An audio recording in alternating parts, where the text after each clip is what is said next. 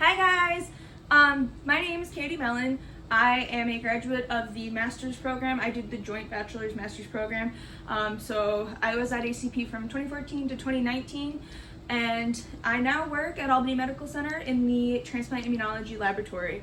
And we just wanted to show you a little bit about what we do, that there are many options, not hating on like blood bank and all that, but there's so much more you can do with a CLS degree, and I really just wanted to be able to show you that. So Katie, why did you become a med tech? So I became a med tech because I knew I wanted to help people, but I knew I didn't want to work directly with people. And at first I really didn't know what that job was. So I did a program in high school, kind of similar to what they call New Visions around here. And I actually met a few people who told me about what the med tech programs are. That you need the certification at the end to take that test. And so luckily, if I hadn't met them, I wouldn't have known what to do. But they really changed the course of my life because now I'm here. Hey Katie. Hey, what's up? Why did you choose HLA?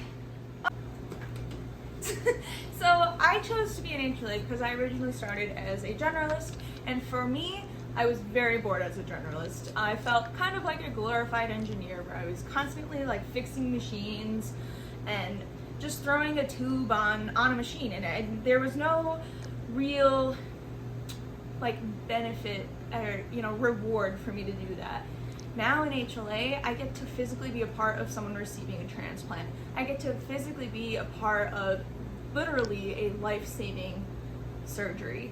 And it is the most rewarding job ever. At first it was definitely terrifying, the whole like transplant, like whoa, you don't take that lightly, but like any job, you're trained. It's the reward outweighs the fear by far. Okay, so every week we get our new renal patients, which are patients that are going to be listed to receive a kidney or pancreas transplant. So we always do cross matches on them.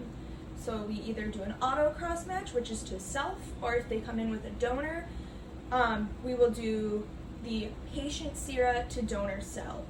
So this is our flow cytometer. This is the machine that we run the cross matches on. Essentially what happens is we put the patient sera in a tray. We either add the donor cells or the patients themselves cells for an auto, and then we'll add antibody. And if there's a reaction and it's positive, that means that for an auto cross match, they have some sort of like autoimmune disease. So they might have lupus, they might have, there's a million things. But if it's positive to a donor, then obviously that's not going to work. It's a positive cross match. Unfortunately, that can't go forward. So again, every week we get our renal patients. They get tested for antibodies. So you don't want to give a kidney to a patient where they had antibodies to the donor typing. That would be an immediate rejection, would not be good, and there could be a lot of complications that would follow. So this is our Luminex machine. This is what we use to run our antibody screens weekly on our patients.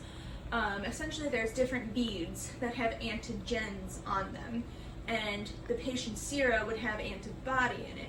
So if the patient's antibody binds to the beads, binds to the antigens on the beads, then you'll have a positive reaction. There'll be a really, really high MFI or immunofluorescent value. Mm-hmm.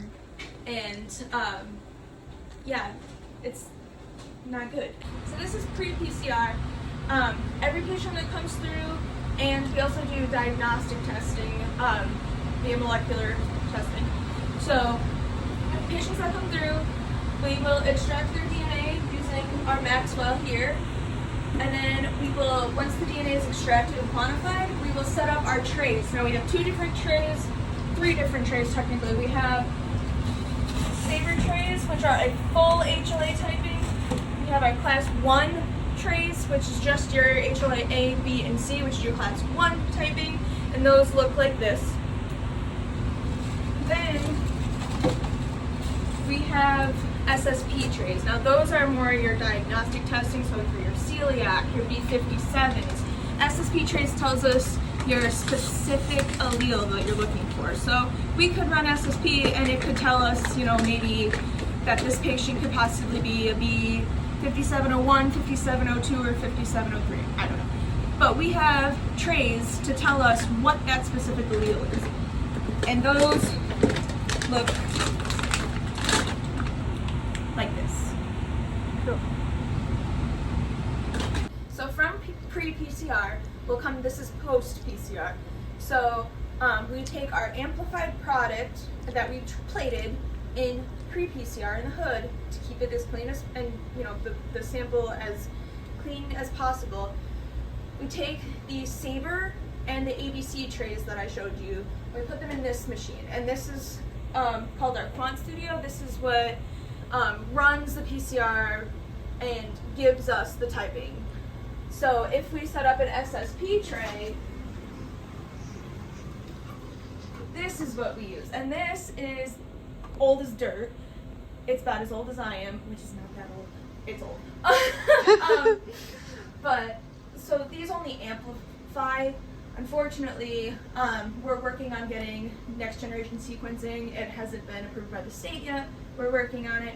But for now, we take our SSP trays, we amplify them in the thermocycler, and then we have this nice setup here where we run a gel, and through computer software, it tells us what the actual allele is. So I mentioned that we're trying to get NGS, through the state and get it validated. So we're done with validation. We're just waiting on the state right now. But I do just want to kind of show you what this machine looks like because it's crazy. It's smaller than a dollar bill. And if you want to come closer, because I don't really want to pick this up. This, there's my hand for reference. It's so tiny, and this can give you an entire HLA sequence. It can run up to 24 samples, and in about 24 hours, you get an entire HLA sequence on 24 different people. It's really cool. It's super high tech. We love it. I think you guys have heard enough about me. Let's see what everybody else has to say. Hi, my name is Jessica. I am been in HLA for 15 years. I started out as a med tech because I like to be in the healthcare field, but didn't necessarily want to work with patients. I have a weak stomach, so being in the lab was a much better choice for me. When I did my internship, I really enjoyed blood bank type work, so when I was finishing up my internship, I knew I wanted to come to Albany Med, and my manager at the time was looking for new med techs that enjoyed blood bank work. So it was a perfect fit for me, and I really liked the hands-on experience and the thinking that comes with HLA. And that's why I've been here for 15 years. Hi, I'm Jennifer, and I worked in HLA for 15 years, and I like working in HLA because it's ever changing and helping out the recipients who need kidneys. Hi, my name is Rongying Tian. I'm supervisor of the TIL. I have been in the HL field for almost 20 years. And the reason I came to this field, it was accidentally came in this field, but I really love it because we work with patients, we work with physicians, and end of the story, it was really fulfilling. And we, whoever need an organ, and we are part of that process. So it was really, really interesting. Before that, I never heard about HLA, but I love it. So this has been the woman behind the camera filming me. So Francine, what do you think about HLA? I think HLA keeps me alive. I love it because the science keeps sciencing.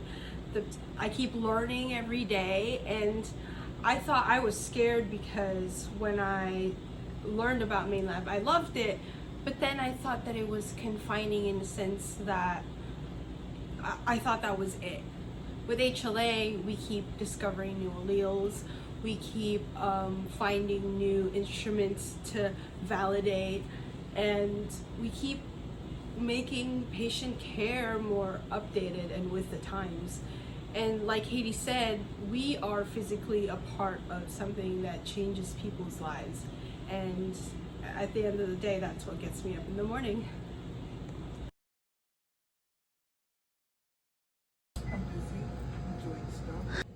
That was easy.